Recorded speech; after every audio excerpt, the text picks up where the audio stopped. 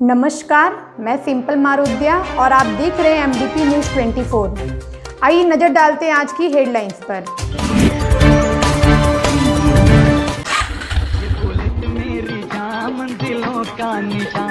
आपके शहर मधुपुर में खुल गया है बुलेट का सर्विस सेंटर, जहां आपके रॉयल इनफील्ड से जुड़े सभी ओरिजिनल पार्ट्स और मॉडिफाई करने का सारा सामान उचित मूल्य पर उपलब्ध है। पूरे देश भर में धूमधाम से सुहागिनों ने मनाया हरतालिका तीज व्रत। कार्यपालक दंडाधिकारी संजय सिन्हा ने लिया BDO एवं CO का अतिरिक्त प्रभार। जमकर बरसे प्राइवेट स्कूल पर मजदूर ललन मिश्रा। आजादी के 7 दशक बाद भी सड़क के लिए तरसते चमकाटांड के ग्रामीण। दुर्घटना को आमंत्रण देती नगर परिषद द्वारा लगाई गई स्ट्रीट लाइट की पोल। पुलिस कर्मियों व मधुपुर कोर्ट के अधिवक्ताओं सहित कुल 67 व्यक्तियों का लिया गया स्वाब सैंपल। मधुपुर प्रखंड के सभी क्लस्टर बैठकों में कार्यक्रम MDA के 100% लक्ष्य प्राप्ति हेतु बनाई गई रणनीति। अब देखते हैं खबरों को विस्तार से। पूरे देश भर में आज धूमधाम से मनाई गई हरतालिका तीज। भाद्रपद माह में शुक्ल पक्ष की तृतीया का हरतालिका तीज मनाई जाती है। भगवान शिव और माता पार्वती को समर्पित यह व्रत भगवान शिव को अमरता प्रदान करने वाले व्रत के रूप में मनाया जाता है। पूरे देश भर में लोक पर्व हरतालिका तीज मधुपुर अनुमंडल के सभी प्रखंडों में धूमधाम एवं श्रद्धा पूर्वक मनाई गई। भादो माह के शुक्ल पक्ष की तृतीय तिथि को मनाई जाने वाली इस व्रत का इस पूरे क्षेत्र में अलग ही महत्व है। सुहागिनें पति की लंबी उम्र के लिए यह व्रत करती है। इस व्रत में सुहागिनें 24 घंटे का उपवास रखकर भगवान शिव एवं पार्वती की मूर्ति स्थापित कर पति की लंबी आयु की कामना एवं पारिवारिक सुख शांति की मनोकामनाएं मांगती है। प्रखंड के केंद्रबरिया, डिंडाकोली, रानीडीह, सालतर, गोविंदपुर समेत दर्जनों गांव में महिलाओं ने उपवास रखकर पति की लंबी उम्र की कामना की। इस अवसर पर महिलाएं पूरे भारतीय परिधान के साथ बिंदी, चूड़ी, कुमकुम सहित 16 श्रृंगार करके पूरे दिन शिव पार्वती की आराधना में लीन रहती है। यह व्रत विशेष फलदायी है। व्रत करने वाले को मन में शुद्ध विचार रखने चाहिए। यह व्रत भाग्य में वृद्धि करने वाला माना गया है। इस व्रत के प्रभाव से घर में सुख शांति और समृद्धि आती है। नकारात्मक विचारों का नाश होता है। मेरे साजन का हो हाथों में हरदम हाथ पिया मन भावन का। हे शिव शंकर हे भोले दानी, हे शिव शंकर हे भोले दानी, मांगू मैं ये वरदान सदा सुहागन का, रहे जन्म जन्म का साथ। प्रखंड विकास पदाधिकारी एवं अंचलाधिकारी का अतिरिक्त प्रभार ग्रहण किया। मधुपुर में अपने कार्यों को लेकर हमेशा सजग रहने वाले संजय सिन्हा को अंचलाधिकारी मनीष कुमार के स्थानांतरण के बाद खाली पड़े पद का प्रभार के साथ साथ उन्हें प्रखंड कार्यालय का भी अतिरिक्त प्रभार दिया गया है। मौके पर कार्यपालक दंडाधिकारी संजय सिन्हा ने कहा कि मनरेगा कार्य, वृद्धा एवं विधवा पेंशन और भूमि संबंधी जो भी कार्य हैं उनमें तेजी लाई जाएगी।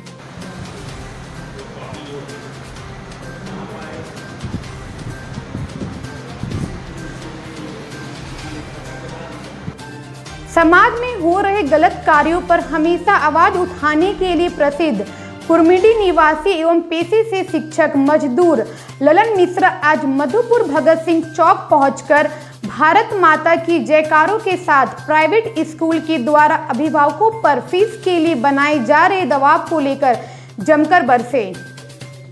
विगत दिनों ऐसा ही एकांकी प्रदर्शन ललन मिश्रा ने देवघर स्थित गीता देवी DAV स्कूल के सामने भी किया था। वहां भी उन्होंने विद्यालय के द्वारा अभिभावकों पर फीस के लिए बनाए जा रहे दबाव को लेकर स्कूल प्रबंधन के खिलाफ मोर्चा खोला था। आज भगत सिंह चौक पर हाथ में एक तख्ती लेकर बिना माइक के ही आते जाते लोगों से रूबरू हुए। ललन मिश्रा ने बताया कि प्राइवेट स्कूल वाले इन दिनों वैसे अभिभावक जिनके बच्चे प्राइवेट स्कूल में पढ़ते हैं और वे मध्यम वर्गीय या गरीब तबके के, उन पर एक मानसिक दबाव बनाया जा रहा है। यदि आप फीस नहीं देंगे तो आपके बच्चे का रजिस्ट्रेशन नहीं होगा। आप फीस नहीं देंगे तो आपके बच्चे की ऑनलाइन परीक्षा नहीं ली जाएगी। आप फीस नहीं देंगे तो हम अपने शिक्षकों का भुगतान कैसे करेंगे। प्राइवेट स्कूलों की यह करतूत अभिभावकों को बच्चों की नज़र में गिरा रहा है। बच्चे इस मानसिक तनाव से गुजर रहे हैं। उनके अभिभावक स्कूल फीस का भुगतान नहीं कर रहे हैं।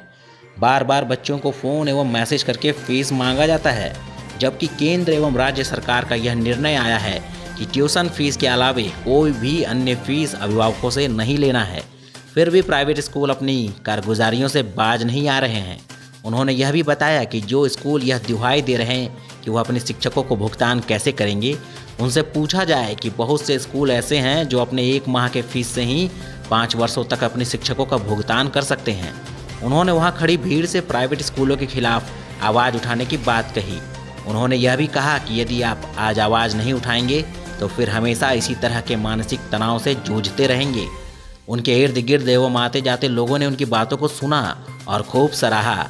ललन मिश्रा ने प्राइवेट स्कूलों को चेतावनी देते हुए कहा कि यदि वह अपनी कार्यशैली में सुधार नहीं करेंगे तो आगे भी इस प्रकार का प्रदर्शन स्कूल के सामने कर सकते हैं।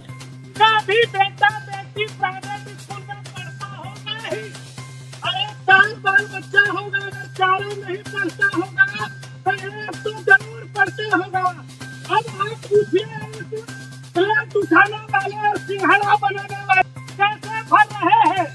हम आज देवघर में भी एक कार्यक्रम किए थे और आप सब बोलिए था कि हाँ वह झूठे वेगले वो हेर करे।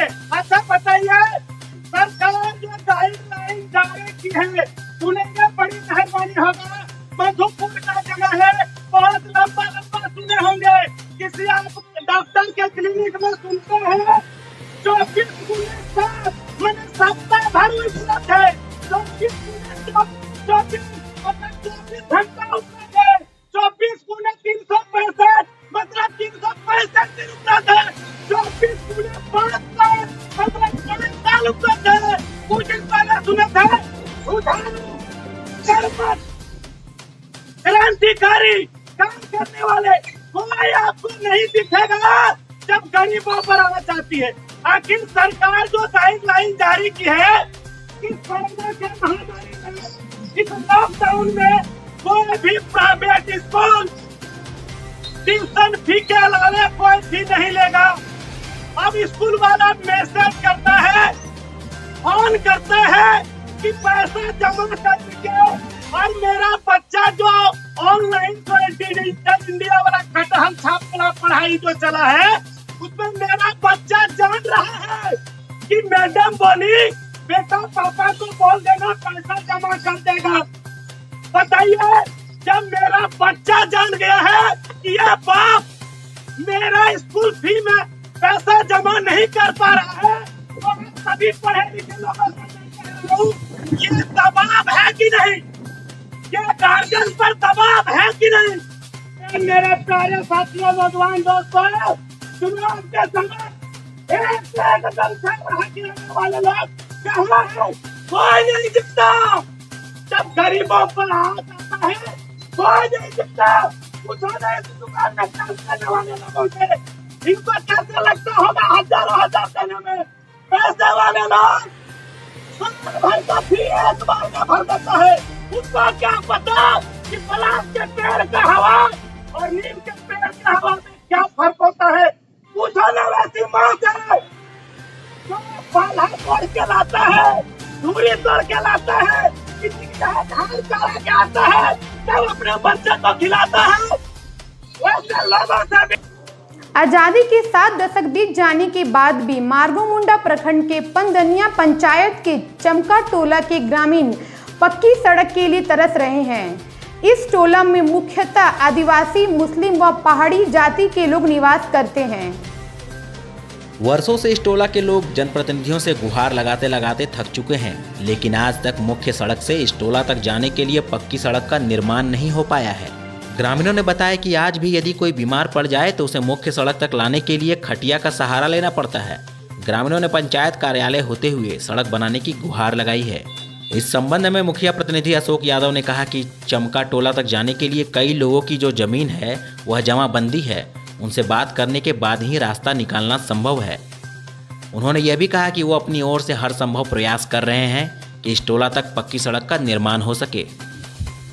बोलिए, क्या परेशानी है? दिक्कत हो रहा है कि आने जाने के लिए रोड के लिए दिक्कत है। रोड हम लोग को हर चीज का परेशानी है। मैयत ले जाते हैं चमकाटल राजानगर से पननिया से ले जाने में कब्रिस्तान हम लोग को बहुत दिक्कत है। रोड है नहीं। चमकाटांड मोहल्ला के लोगों ने रोड की मांग किया है, इसके संबंध में क्या कहना चाहेंगे आप? के मुखिया प्रतिनिधि अशोक यादव हम तो बोलेंगे कि वो जो मांग कर रहे हैं वो जायज़ है, लेकिन देख लिया जाए कि लोगों का जमाबंदी जमीन अपना है, जैसे भी हो मिला जुला के अगर देते हैं तो जैसा भी हो जाए उसमें जो भी सहयोग हम लोग को भी जो भी करना पड़े, मांगना पड़े, पैर पकड़ना पड़े, जो भी करना पड़े हम लोग करेंगे। अब जैसे ही मैं हमारे पास वो मैंने रास्ता कर अगर ज़मीन अवेलेबल हो जाए तो मेरे पास अगर फंड आएंगे तो सबसे पहले हम वही विकास को काम करेंगे। मधुपुर के बस स्टैंड के निकट मुख्य मार्ग पर बिजली विभाग एवं नगर परिषद की उदासीन रवैये का उदाहरण दे रहा ये झूला हुआ बिजली का खंभा, जो कि हर पल किसी अप्रिय घटना को आमंत्रण दे रहा है। लेकिन ना कभी बिजली विभाग के द्वारा और ना ही नगर परिषद के द्वारा इस पर कोई ध्यान दिया गया है।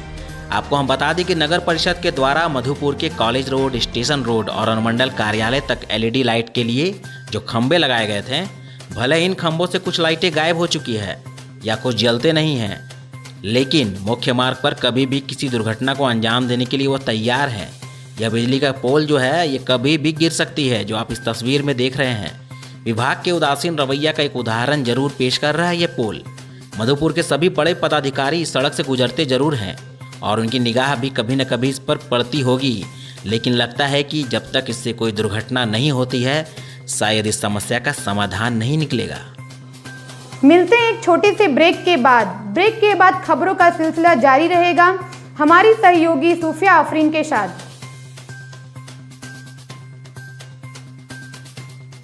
ब्रेक के बाद आपका स्वागत है, मैं सूफिया आफरीन। बढ़ते हैं आगे की खबरों की तरफ। अनुमंडलीय अस्पताल मधुपुर के कोविड टीम द्वारा व्यवहार न्यायालय मधुपुर के 6 अधिवक्ताओं का एंटीजन टेस्ट किया गया है, जिसका परिणाम नेगेटिव आया है। साथ ही बुढ़ई थाना के 4, मधुपुर थाना के 57 पुलिसकर्मियों का RT-PCR जांच हेतु सैंपल लिया गया है। मधुपुर थाना के 6 पुलिसकर्मियों का एंटीजन टेस्ट किया गया, जिसका परिणाम नेगेटिव पाया गया। सभी RT-PCR जांच के लिए स्वाब को भेज दिया गया है। यह जांच डॉक्टर इकबाल खान के नेतृत्व में लैब टेक्नीशियन प्रमोद पंडित तथा साकिर आलम द्वारा किया गया, जिसमें सहयोगी के रूप में अजय कुमार दास तथा दीपू ठाकुर ने कार्य किया, जबकि RT-PCR ऑनलाइन का कार्य शिवानंद झा, दिव्यांशु कुमार और हसमत खान ने किया।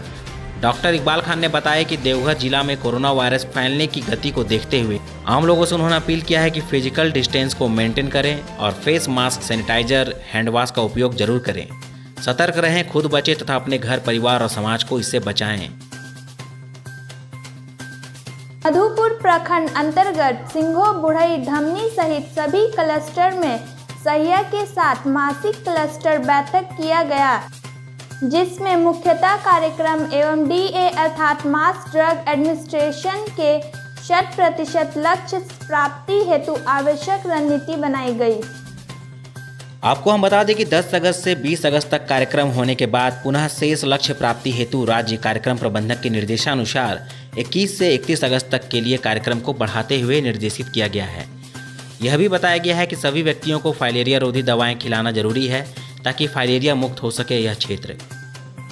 मधुपुर वासियों से खास अपील किया गया है कि जो भी व्यक्ति फाइलेरिया रोधी दवाएं अब तक नहीं खाए हैं वह अपने क्षेत्र के सहिया सेविका तथा अन्य कार्यकर्ता से प्राप्त कर लें और दवा को जरूर सेवन करें, क्योंकि फाइलेरिया हो जाने के बाद इसका कोई स्थायी उपचार नहीं है। इसलिए फाइलेरिया होने से पूर्व ही सतर्कता अपनाते हुए दवा का सेवन करें। आज के लिए बस इतना ही। मुझे दीजिए इजाज़त। कल फिर मिलेंगे कुछ नई खबरों के साथ। तब तक के लिए नमस्कार।